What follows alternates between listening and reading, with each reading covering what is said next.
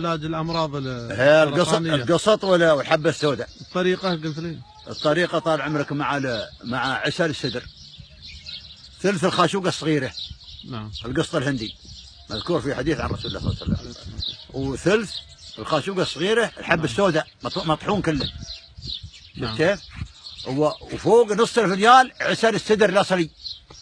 العسل كم مقدار فوق نص الفنيال. فوق النص بشوي.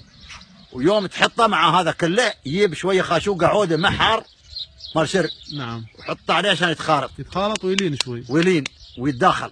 خلاف شربه على الريج ولا يتريق الا الساعه 7 ليه بيروح الدمام ولا شيء يتريق. يعني مثلا عقب ما يقوم قبل صلاه الفجر يسوي.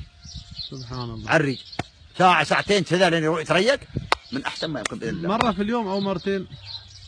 مرة مساء قبل النوم وعلى الريج. ومره على الريج. شوفي هذا البطن بيروح ان شاء الله. نعم ان شاء الله. وهو والله السلامه. نعم. سرطان على جنابهم والله، سرطان رحم الله يعزك.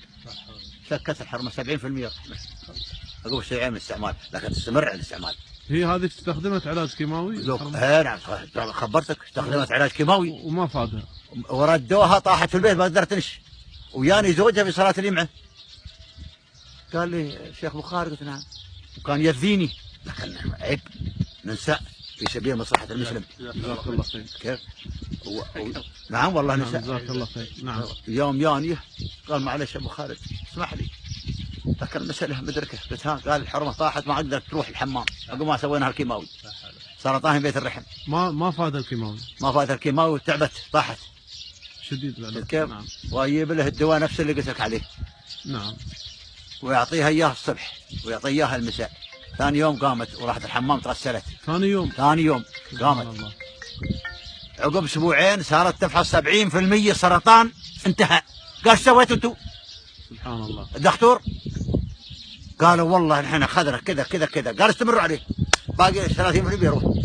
واللي كان البنكرياس بعد مره. والبنكرياس ريال يشتغل عند رئيس المحكمه عبد الرحمن غانم، موجود الريال حاجب. نعم. مصري.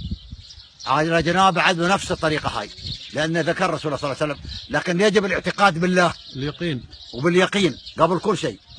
وما يزمزم اذا يستعمله بعد زين. نعم. يجب ان يقرا فيه البقره وايه الكرسي.